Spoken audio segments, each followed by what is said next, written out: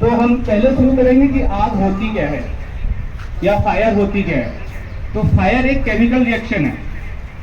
आप सभी लोग, ज़्यादातर लोग केमिस्ट्री वाले हैं, केमिस्ट्री पढ़ते हैं, तो केमिकल रिएक्शन के बारे में आप लोग जानते होंगे।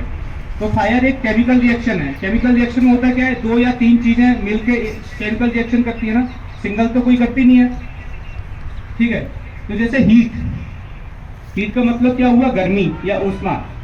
फ्यूल कोई भी जलने वाला पदार्थ, और ऑक्सीजन जो हमारे एटमॉस्फेयर में या वातावरण में है। अगर ये तीनों चीजें एक साथ मिलती हैं तो वहां पे आग लगती है।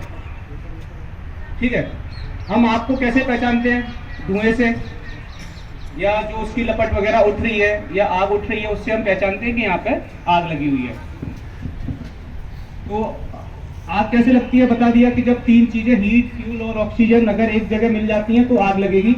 अगर ये तीनों चीजें नहीं मिलती हैं, अगर हम इन तीन चीज में से किसी एक चीज को हटा देते हैं, चाहे हम हीट को हटा दें या फ्यूल को हटा दें या ऑक्सीजन को हटा दें, तो आग बुझ जाती है। तो आग को बुझाने के जो तरीके हैं या इन तीनों चीजों में से किसी एक को कम करने के तरीके भी तीन होते हैं। जैसे लगने के तरीके तीन हो गए, इनको कम करने के या हटाने के तरीके भी तीन हैं। पहला होता है कूलिंग।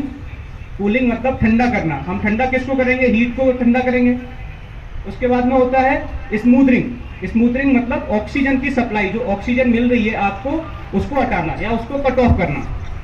उसके बाद में होता है स्टारवेशन। स्टारवेशन का मतलब होता है भूखा रखना।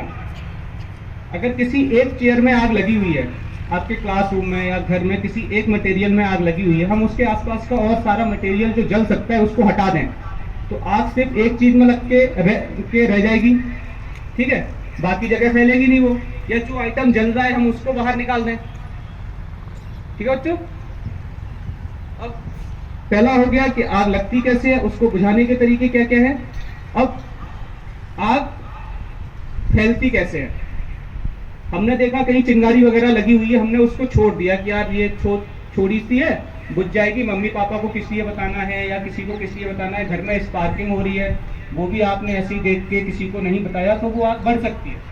तो आप लोगों को करना क्या है कि अगर कहीं छोटी सी भी चिंगारी वगैरह या स्पार्किंग, इलेक्ट्रिक बोर्ड में होती है स्पार्किंग वगैरह, ऐसा कुछ देखो तो तुरंत अपने घर में बड़े लोगों को बताओ। ठीक है, या गैस लीक वगैरह हो रही है, तो 9, 10, 11, 12 के बच्चे तो बड़े होते हैं, समझदार होते हैं। तो गैस लीक होती है तो उसकी स्मेल आती है ना। ठीक है, तो हमें उस टाइम पे क्या करना है, अगर गैस लीक है, स्मेल आ रही है, तो घर का कोई भी स्विच ऑन या ऑफ नहीं करना है। स्विच जिस स्थिति में है, जिस पोजीशन में है, चाहे वो ऑन है या ऑफ है, उसको वैसे ही रहने दीजिएगा।